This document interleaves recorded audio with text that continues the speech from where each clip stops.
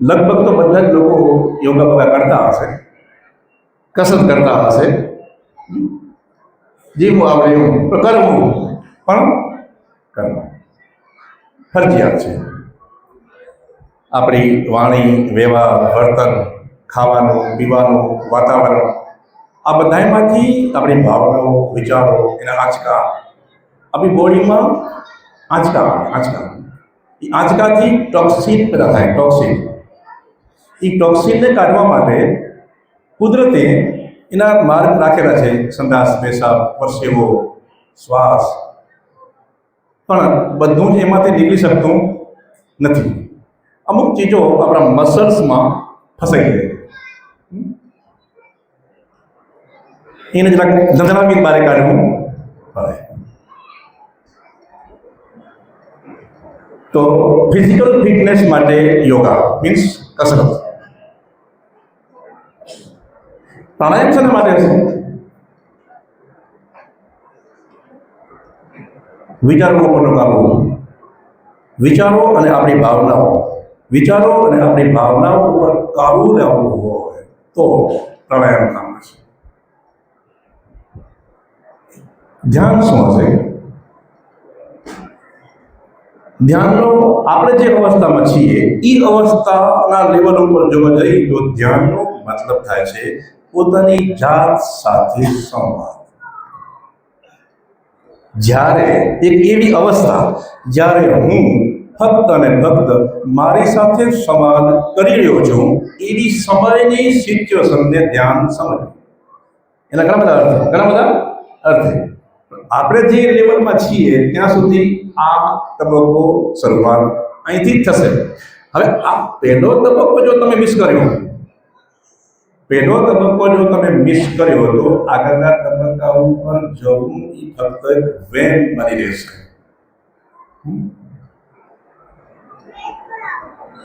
મન, શરીર અને આત્મા.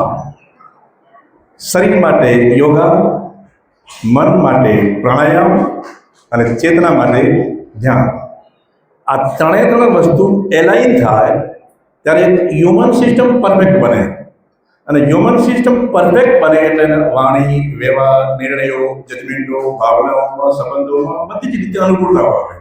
અને ધીમે ધીમે તમે ચેતનાના એક બીજા આયામમાં પહોંચી જાઓ, જે લગભગ મનુષ્ય નથી પહોંચ્યો. ને અમારી સ્કૂલનું મુખ્ય કામ આ છે કે મનુષ્ય એના એક બીજા લેવલમાં પહોંચાડી દઈએ. તો મને એમ લાગે છે કે આ બધાએ કરવું જરૂરી છે. ગમે એ ઉંમરના માણસો હોય, 80 વર્ષના માતાજી હોય તો એ આમ કરીને યોગા કરી શકે, એમાં કાંઈ કષ્ટ નથી. એટલે કરાય. પછી પગ ઊંચો કેમ કરવો, કમર આમ કરવી કે આમ કરવી, કોઈ નિયમ નથી. બોડીમાં મૂવમેન્ટ જરૂરી છે, મસલ્સમાં સ્ટ્રેસ જરૂરી છે, ખેંચાણ અને બસ આટલું તમને ખબર હોવી જોઈએ. આ પ્રથમ ચરણ છે. પછી એની સાથે શ્વાસ મિક્સ થાય, એ ઘણું બધું થાય. હવે જ્યારે યોગા શબ્દ છે એ મેં એક કાઢી શું કામ નાખ્યો? કારણ કે યોગાનો મતલબ થાય કનેક્ટ થવું. શું છે? કનેક્ટ થવું. એની થોડી વ્યાખ્યા કરી દઉં. હમણાં આપણે વાત કરી કસરતની, શરીર. જ્યાં સુધી આપણી ફિઝિકલ ફિટનેસ ઉપર આપણું ધ્યાન છે ત્યાં સુધી કસરત શબ્દ બરોબર છે. યોગા શબ્દ કેના માટે છે? યોગા શબ્દ એ લોકો માટે છે કે મને કોઈ સિદ્ધિ મેળવવી છે અને હું ખાસ એક પોસ્ચરમાં મીન્સ આસનમાં યા સિદ્ધાસન યા પદ્માસન યા XYZ પોસ્ચરની અંદર મેં એક સિદ્ધિ મળી અને મેં એને સ્ટેબલ કર્યો. સ્ટેબલ કરીને જે મેં આકૃતિ બનાવી એ આકૃતિ બ્રહ્માંડની અંદર નક્ષત્રોમાં છે. એ નક્ષત્રોની અંદર રહેલી મારી આકૃતિના લાંબા અભ્યાસથી એ ટ્યુન થાય અને મર્જ થાય. આને કહેવાય યોગા. તમે કનેક્ટ થયા બ્રહ્માંડ સાથે અને એ બ્રહ્માંડના સાથે તમારી સિસ્ટમમાં દાખલ થાય અને તમારી બૌદ્ધિક સ્તર વધી જાય. આને કહેવાય યોગા. આને કહેવાય. બાકી આપણા માટે કસરત શબ્દ બરોબર.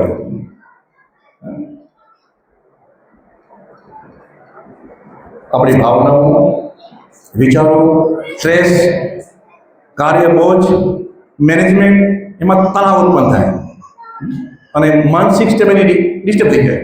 તો એને સેટિંગ કરવા માટે પ્રાણાયામ છે. પ્રાણાયામ હજારો જાતના છે, બધાય કરવાની જરૂર નથી. બે ત્રણ પ્રાણાયામ ખબર હોવી જોઈએ. બે ત્રણ પ્રાણાયામ બહુ લપમાં પડવું નહીં. એક છે ભસ્ત્રિકા. રામદેવ બાબાએ એને કપાલભાતિ કર્યો, પણ કપાલભાતિના નેગેટિવ પરિણામો આવેલા છે. કપાલભાતિ વિશિષ્ટ ઉપયોગથી અમલમાં લાવવાનો હતો. રામદેવ બાબા એને જનરલ બેહાર્યો છે. કપાલભાતિ પ્રાણાયામ જનરલ કેટેગરીમાં આવતો નથી. જનરલ કેટેગરીમાં બે જ પ્રાણાયામ આવે છે. બે જ પ્રાણાયામ જે બધા કરી શકે અને ગમે ત્યારે કરી શકે. એ છે ભસ્ત્રિકા અને બીજો છે અનુલોમ વિલોમ. એના સિવાય તમે કોઈ પણ પ્રાણાયામ કરતા હશો, મારી સલાહ છે કે ગાઈડન્સ વગર કરવા. કપાલભાતિથી આપણે એ પ્રાણાયામથી ઘણા બધા લોકોના શરીર બગડીને એમ જોઈએ. તો બે જ પ્રાણાયામ કરવા, ભસ્ત્રિકા અને અનુલોમ વિલોમ. અનુલોમ વિલોમ ખબર કે કહેવાય? એમાં પાછા બે પ્રકાર છે. ધીમે ધીમે કરો તો એને નાડી શોધન કહેવાય. ધીમે ધીમે કરો તો નાડી શોધન કહેવાય અને ઝડપી કરો તો અનુલોમ વિલોમ. બરોબર? બોડીમાં અને જો તમે અનુલોમ વિલોમ કરો તો ભસ્ત્રિકા કરવાની જરૂર નથી.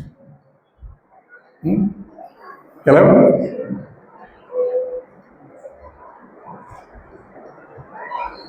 ટૂંકું ટચ. હવે આવે છે ધ્યાન. ધ્યાન શું છે?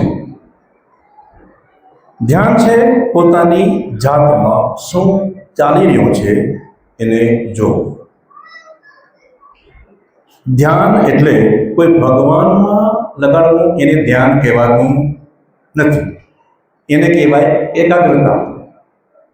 એકાગ્રતા અલગ વસ્તુ છે. એટલે મગજમાંથી કાઢી નાખજો. ધ્યાન હંમેશા અને હંમેશા પોતાનું જ થાય, અન્યનું થાય એને ધ્યાન કહેવાય નહીં. અન્યનું થાય એને કહેવાય એકાગ્રતા.